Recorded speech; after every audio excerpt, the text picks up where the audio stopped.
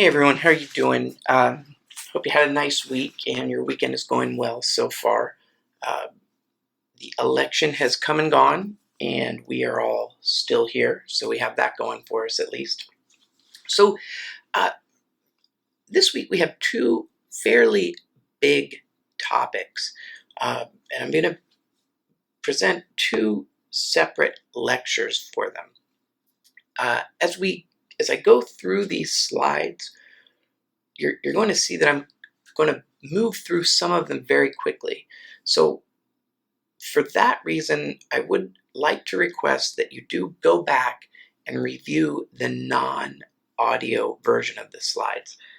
There's some slides that have great information, but I don't think that you will benefit by spending your time listening to me read it to you. So I'm going to go through and make the recorded lectures focusing on really what I think are the key components of the two topics. So starting with behavior therapy, I want to point out right away that as we're talking about behavior therapy, and then also cognitive therapy and cognitive behavioral therapy, which we'll talk about in the other presentation, we're really making a shift, right, away from psychodynamic and psychoanalytic theory as laid out by Freud and some of the folks that fell into his camp. And we're also making a shift from person-centered to some extent as well.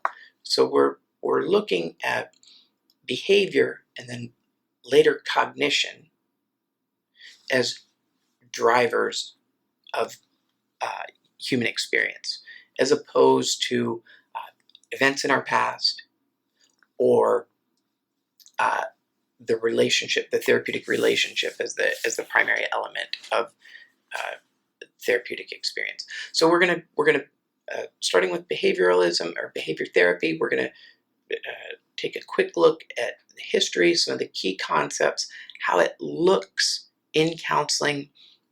We'll go over some of the variations that kind of derive from behavior therapy, limitations, etc., and then a conclusion. I will say this again. There are a lot of slides that I have prepared for this topic. It's a big and in-depth topic. I am going to do my best to make the lecture not that long and overwhelming. So, behavior therapy, just as a term, refers to a collection of approaches and techniques that are used to change behavior. That makes sense, right? And in line with that, there are two primary components. Now, again, we're talking about behavior therapy here, and we're not into cognitive yet. So within behavior therapy, you're looking at behavior and learning. So what we're saying is that learning drives behavior. The way that we behave is governed by things that we learn in our environment, right? The behavioral therapy has its origins in the 50s and early 60s. And it is a radical departure from psychoanalytic, as we're saying, and then also from person-centered too.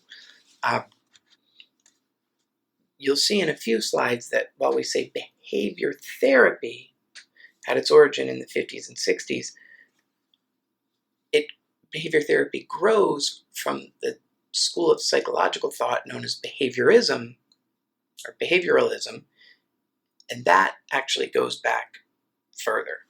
So bear with me as we try and tie some of these ideas together.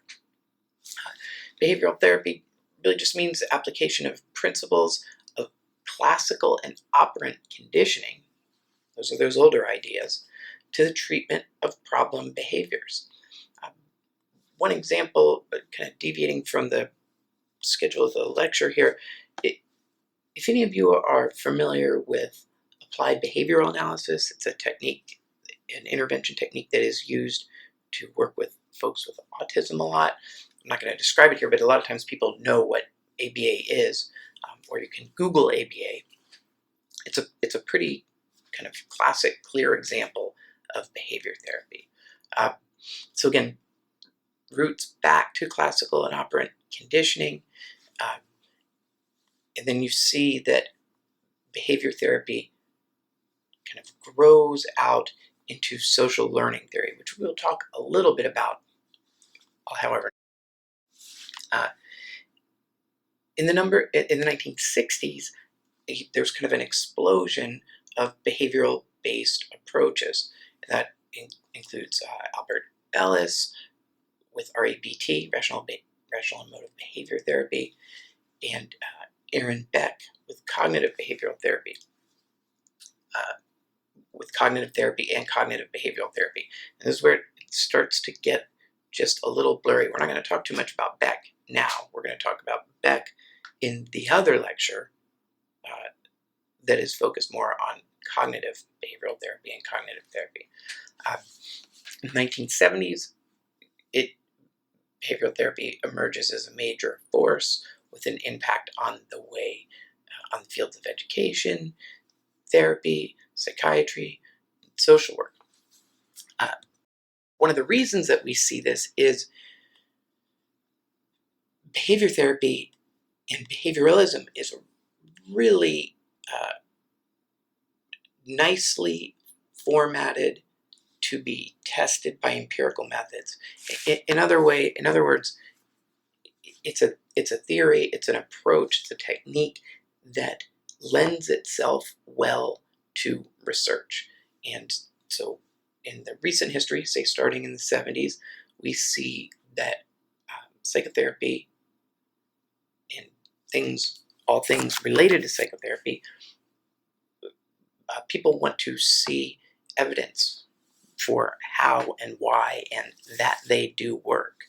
And behavior therapy lends itself to that very much. And I think as we go through and look at behavior therapy, you'll see how that is. I'm not going to touch too much more on the development in the 80s and 90s, other than to say pretty well established at this point. So here's now where we go kind of back in time and talk about the foundations. And to me, this is very important. And as we take a look at Pavlov and some of the other kind of pioneers in this area, what I want us to think about is how this is different from, say, psychoanalytic theory. How is it glaringly different and just really born of a different, almost universe of ideas from psychoanalytic, and then also from person-centered and approaches related to person-centered. So Pavlov is way back when. We've all heard Pavlov's dogs, and with the Pavlov and his dog experiments, what he was doing, what he was demonstrating, is that behavior can be learned by associating two events that happen at the same time. So I'm trying to remember the exact details of the Pavlov experiments, but the basic deal is that for dogs, food was paired with a bell. So given over a period of time, when a dog was fed, a specific bell tone would accompany their eating. And after a while, what happened is, as we know, the dog associated the bell with the food. And so you could get the dog to actually salivate based just on the bell, right? Kind of an important thing to point out regarding this early stage in Pavlov's early work, we're not really shaping behavior here with classical conditioning. We're not making things happen. We're not guiding what the dog does. We are just seeing that the dog will become aware that the bell and the food are paired together. Now, we'll take that classical conditioning, that information learned from classical conditioning, and we'll use it to develop operant conditioning. We'll talk about that in a second. And um, operant conditioning kind of scoots a little closer to what behavior therapy does and how conditioning affects and interacts with therapeutic goals. B.F. Skinner, this is a big name, an important name in terms of the development of behavioral thought and behavioral therapy. Skinner developed the idea of operant conditioning. Now, this is where two events are paired together, and one of the events is our behavior. So I think the easiest way to remember Skinner and operant conditioning is there's a device called a Skinner box. Skinner box basically involves some kind of apparatus where there is food in the box, and there's some kind of lever that an animal, an experimental animal like a rat, can manipulate the lever. And what the goal of the whole Skinner box thing is to get the animal, to get the rat to figure out that he can press the lever to get the food. So here we are again pairing two events together, right? Like the bell and the food. If to go back to Pavlov, where he's just pairing the bell and the food, two kind of incidental things, neither of which are determined by the dog. With Skinner, we're talking about pulling a lever and food, so that what the experimental animal is learning is that his behavior of pulling that lever, facilitates the stimulus, the food, right? So you think Pavlov, pairing of events, Skinner, pairing events where one of those events is behavior. So classical conditioning, again, we're going back to Pavlov here, to study behavior based on dogs, where an originally neutral stimulus, so this is like the bell, evokes a new response after having been paired with a second stimulus, so like food.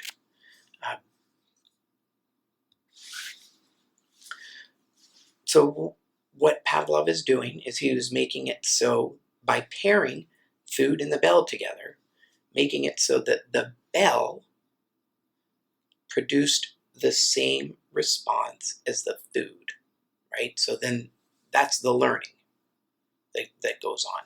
The dog learns to respond to the bell. So a few key concepts related to classical conditioning. We've got extinction.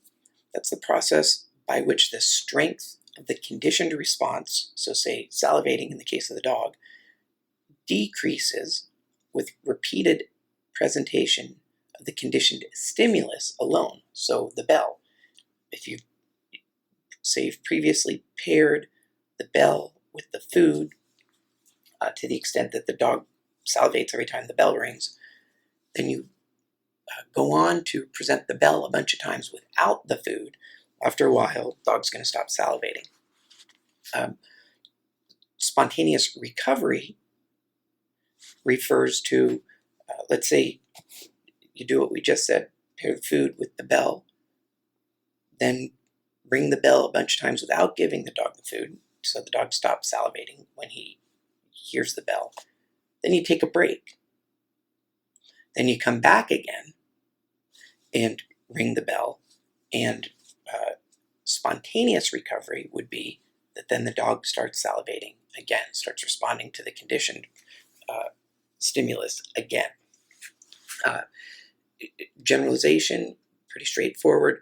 It's when the conditioned response is evoked by a stimuli that is similar, or by a stimulus that is similar to the conditioned stimulus. So maybe it's not the exact same bell, or maybe you kind of scoot the bell, make it a slightly quieter bell, or something that sounds kind of like the bell. That is generalizing. Then the dog is generalizing the response to the new sound. And then discrimination is where, in the case of the dog learns to make the conditioned response only to one conditioned stimulus, but not the other stimulus. So it's the opposite of generalization, right? It's where the dog learns that a high-pitched bell means food is coming, and a low-pitched bell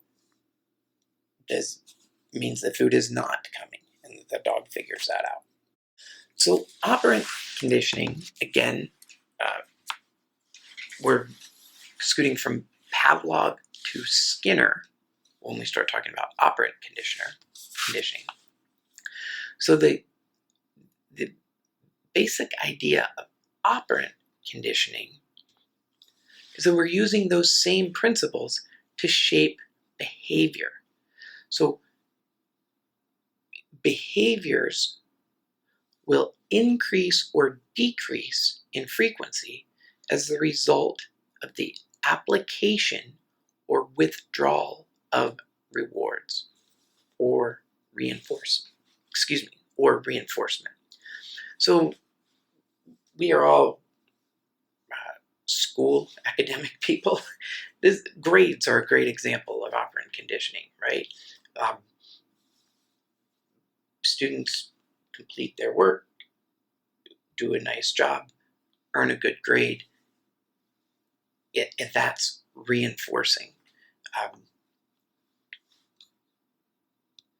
So the idea is there that we use grades to shape our behavior.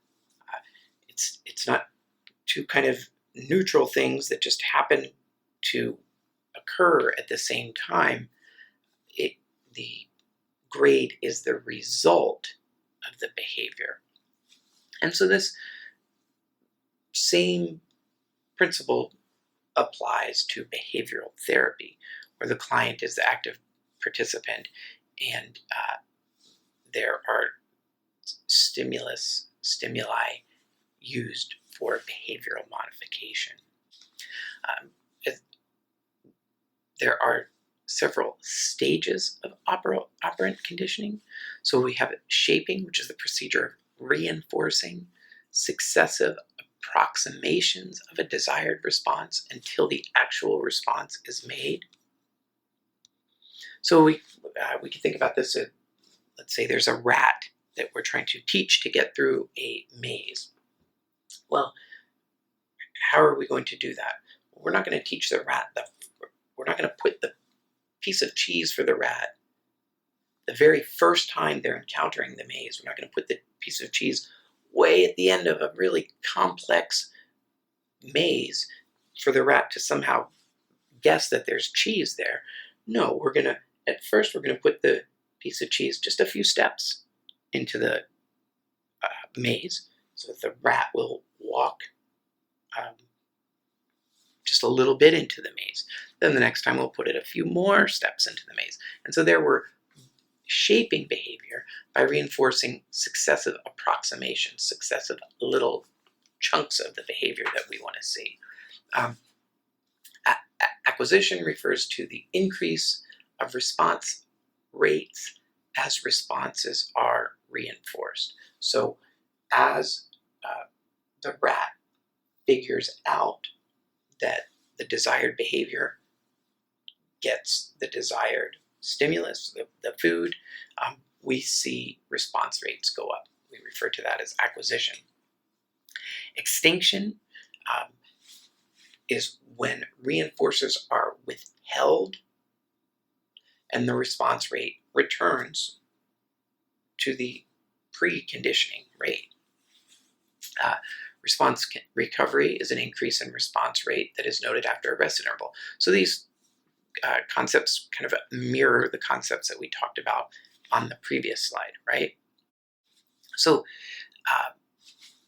in Skinner's scheme, reinforcement is the process of administering or delivering a reinforcer. Reinforcer is a stimulus that increases the rate of probability of the response that it follows. So it's a good thing. Reinforcement is a good thing.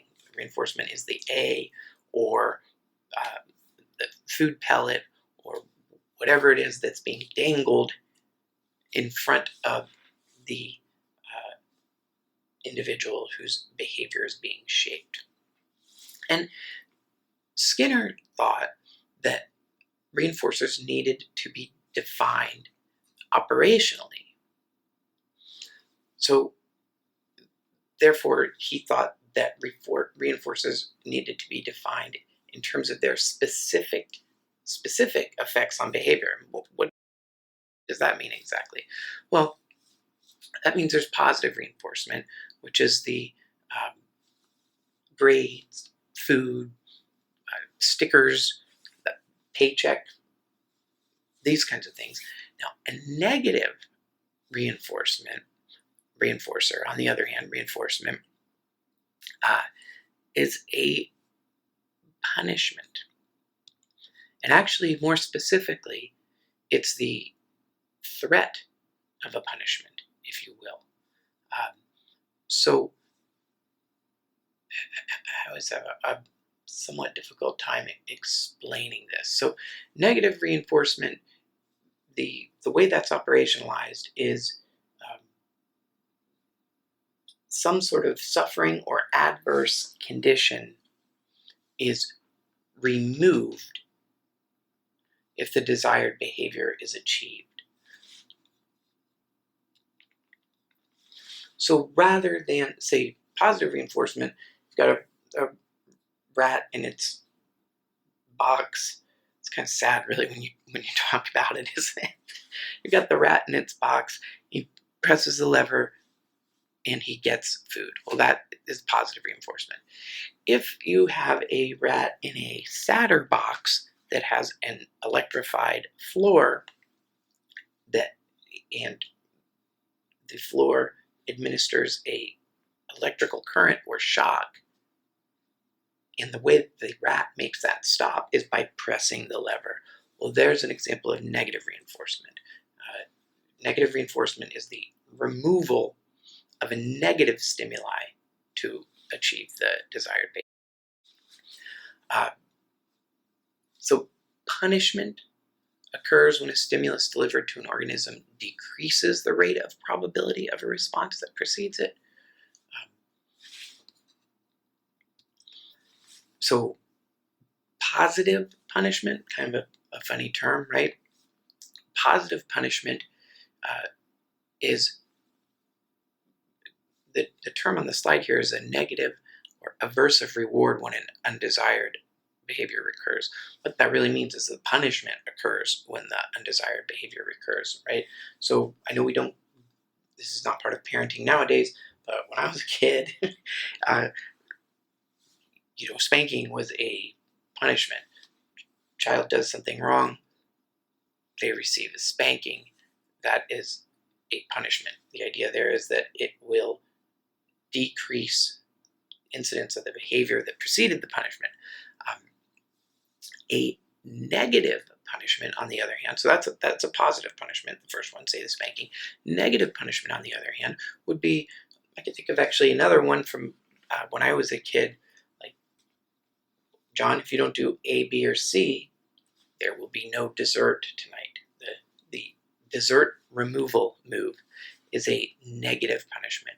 It's where you take away something positive when an undesired behavior occurs. So the schedule of reinforcement, it turns out, is very important in terms of shaping behavior. Continuous reinforcement basically is just bad. It doesn't do much, so we're not going to spend. So having established that continuous reinforcement isn't going to do anything, which actually makes sense, because if the reinforcing stimulus is not an addition or a subtraction, how is it going to influence behavior, right? If it just keeps on coming, no matter if you push the lever or not, how's it going to affect the way that you push the lever? So, other schedules of reinforcement, there's fixed intervals, fixed interval schedules. That would be like a paycheck. There's a variable interval schedule. Reinforcement is given at unpredictable intervals of time. There's a fixed ratio schedule. So reinforcement is given after a set number of responses. So you the rat hits the bar 7 times, and then on the 8th time, the rat receives its food pellet. And then there's a variable ratio schedule where the number of responses required before being reinforced is unpredictable. And the example here, a slot machine, is a good one. So how do we identify stimuli that work? Well, reinforcing stimuli must be meaningful for the client, for the individual, for the person.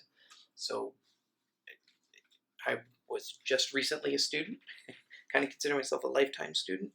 Grades were always something that were meaningful to me. Grades are generally meaningful to students. So they're usually a pretty effective stimuli, right? If we're training, say, a pet, food is inherently meaningful to that pet. So the stimuli has to be something cool, something that the person or animal being conditioned wants and finds inherently meaningful. Other factors that impact the overall potency of positive reinforcement are whether or not the individual being conditioned can perceive the cause and effect relationship, right? So a contingent relationship between the manifestation of the target behavior and the provision of the reinforcer is important. I need to be able to understand that the reason I'm getting my paycheck is because I go to work. And if I don't go to work, I'm going to stop getting my paycheck. Immediate reinforcers are more effective. So I remember when I was training a dog of mine, a pet of mine, going a long time back, and was actually training the dog to go to the bathroom outside. It was made clear to me by this training method that I was using that when the dog goes outside, the puppy goes out to the bathroom outside, and you're trying to train the puppy to go to the bathroom outside, well, you need to get that treat to the puppy right after they've done their business outside so that they pair it right with what they're doing. There needs to be immediacy there. It can't be like dog goes outside, goes to the bathroom, then comes back in the house. You're like, oh, good dog, give the dog some food. Well, the dog just got reinforced for coming back in the house, right? Various schedules of reinforcement have a significant impact. The inclusion of verbal and physical prompting to enhance the likelihood of behavioral demonstration. In other words, coaxing, right? If going to the dog analogy again, anyone who's trained a dog using behavioral techniques will tell you that you can have the treat in your hand the whole time that you're requesting the dog to complete the behavior. Dog is a heck of a lot more likely to sit, lay down, stay, stop barking if they can see that treat right there. And I'm actually not going to address the generalizability in terms of the potency of positive reinforcement. So, again, we've been talking about operant conditioning here, right? Classical conditioning was the first one, the Pavlov one, where just two things are paired. Skinner took it to the next level with operant conditioning. And Skinner viewed the personality as a functionally integrated system of responses, and one's knowledge of self is a description of one's behavior or traits. So this is a way different view of personality than psychodynamic, right? This behavioral view of personality is basically saying that as individuals, what we are is a collection of behaviors and traits, of stuff that we do and the tendencies that kind of make us do it. Completely different from psychodynamic, right? Psychodynamic is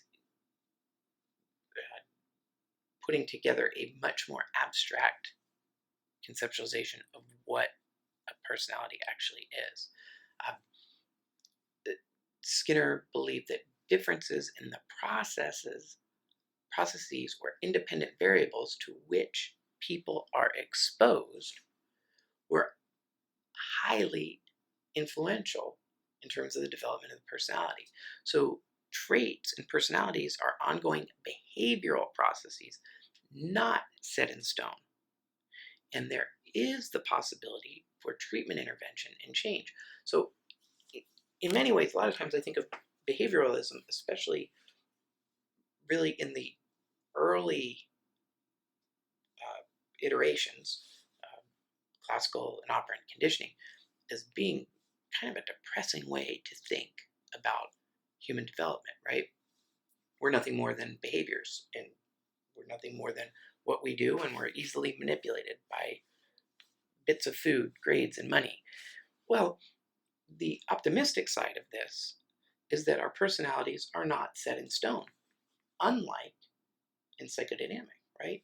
In psychodynamic, or in specifically psychoanalytic, events that occurred very early in our childhood and infancy were determinant of how we are, and that was our core personality. With behavioralism, behavioral related approaches, that's not the case. We are the sum total of choices and behavior and traits, and those things can be changed. I don't necessarily agree with that, but it does have some I realize that we talked largely to this point about kind of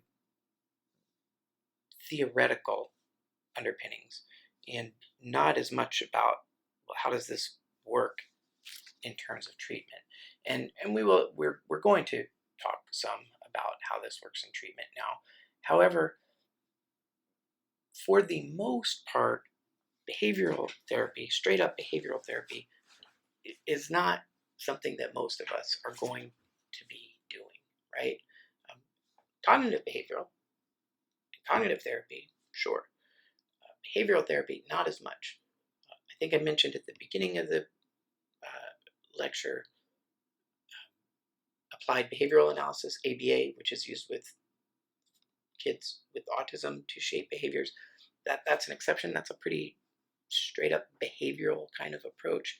Um, but at least off the top of my head, that's really the main one that I see as um,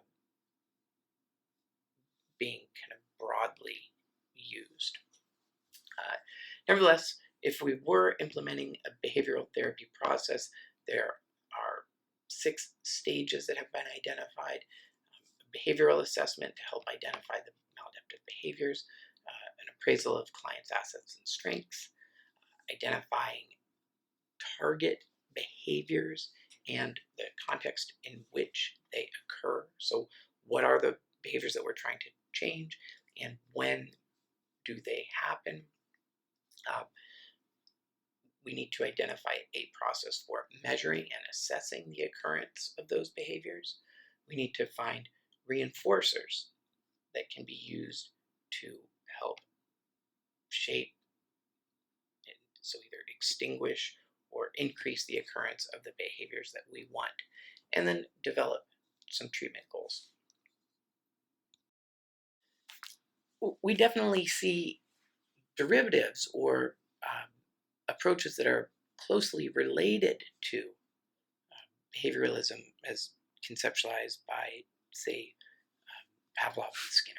If anyone has worked in or does work in residential treatment, say for like children and adolescents, or any other kind of residential facility where there's a token economy, heck, some of us might even do this at home with our kids, where if your daughter mows the lawn, she gets a star on her chart, and if she gets 10 stars, then she gets a Target gift card or something like that. Uh, a lot of these types of systems are set up in residential facilities to kind of help people learn adaptive behaviors. Um, Behavioral contracts, where behaviors are explicitly outlined and delineated with consequences and rewards, also operate on a behavioral kind of bent.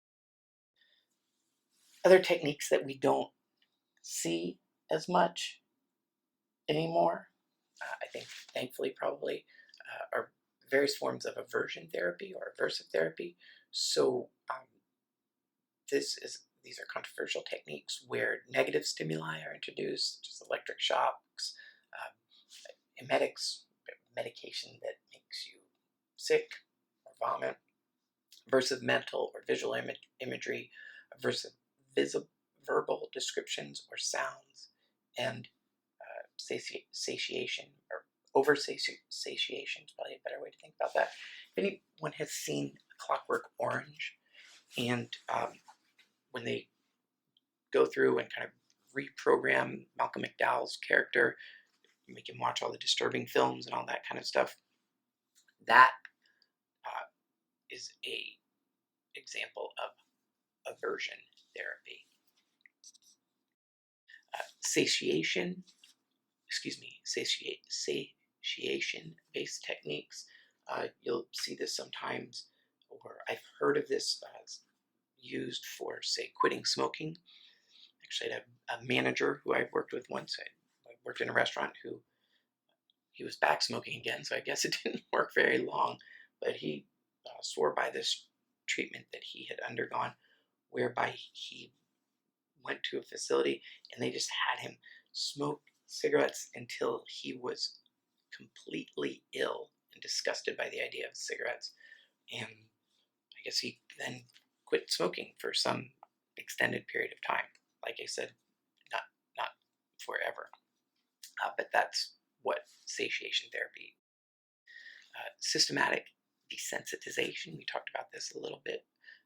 Developed by Joseph Wolf, and this is a technique in which clients start by imagining increasingly anxiety and provoking behaviors or situations as they simultaneously are relaxing, and they gradually become desensitized to the stimuli and eventually work their way to participating in the anxiety producing behavior without experiencing the negative stimuli. Another take on this, another sort of approach to similar mechanisms, is an idea called flooding, where you subject an individual to the stimuli that is terrifying to them, and just let them work through it. So if this is, say you're trying to teach someone to swim and they're terrified of the water, you start by pushing them in the water. And the idea is that because they're in there and they can't get out, they're going to have to develop coping mechanisms to deal with the water. I don't think we see this a whole lot currently either. So kind of going back to what I think is my major point, or what I'd really like us to take away from this area, is the contributions of behavior therapy. So how is behavior therapy different? How does it influence contemporary approaches? How can we in one way or another incorporate it into our own practice. Well, behavior therapy challenges us to reconsider our global approach to counseling, right? Um,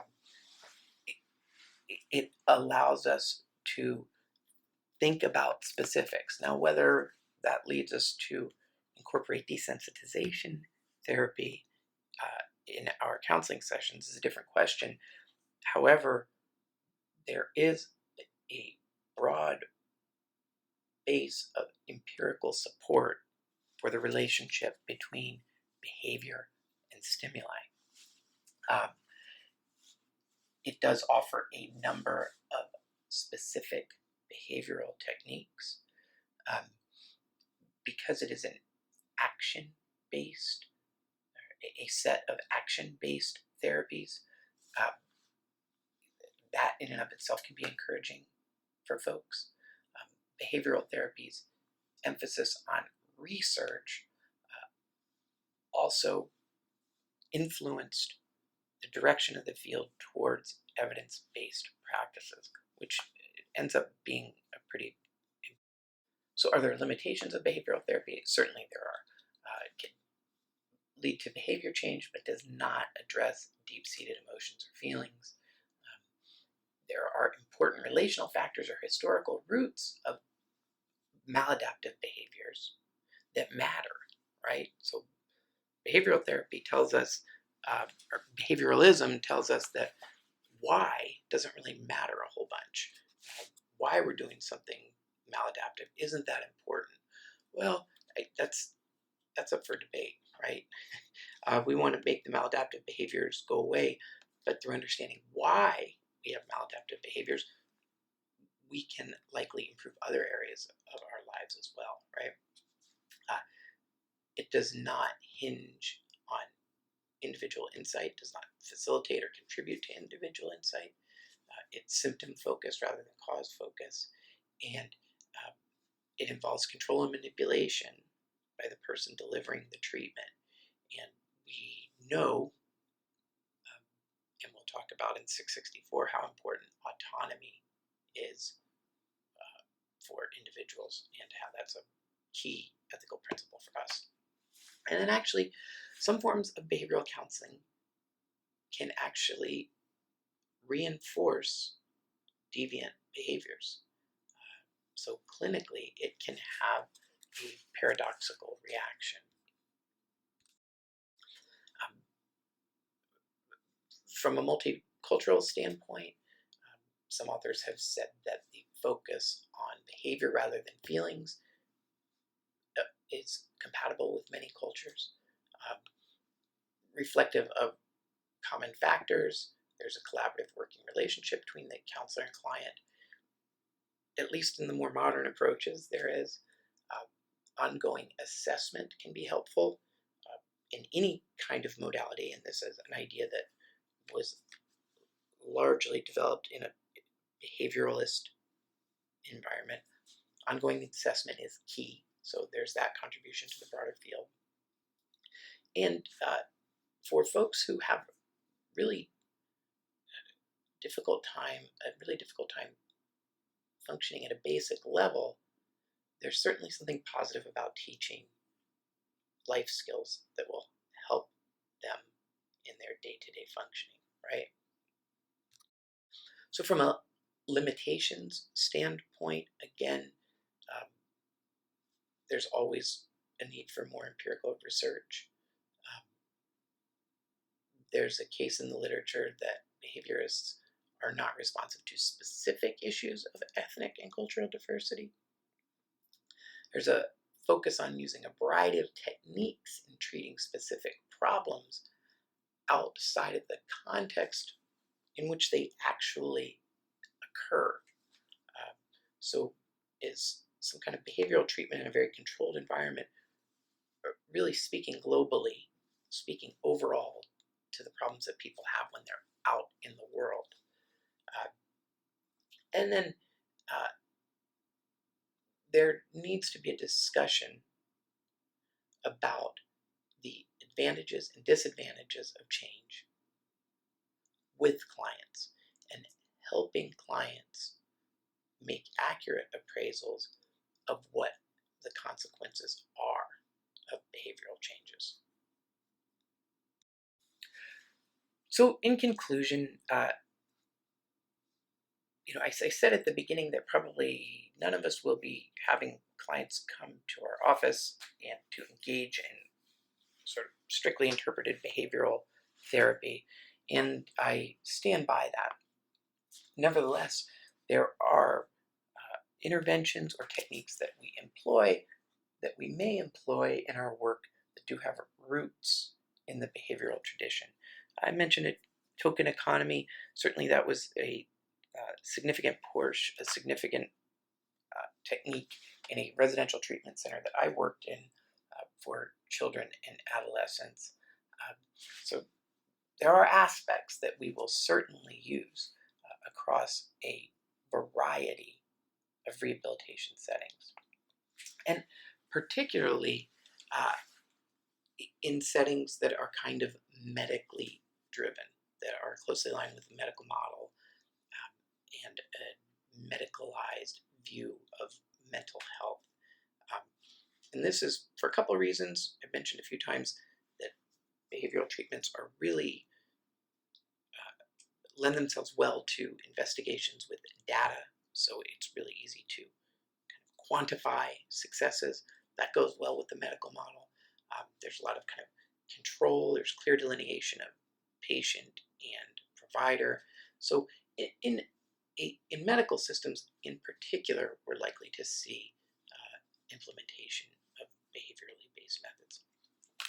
That is it for this topic today, and I thank you all for sticking with it to the end. I know that was a lot of me talking. I hope everyone has a great week, and I'll talk to you soon. Bye bye.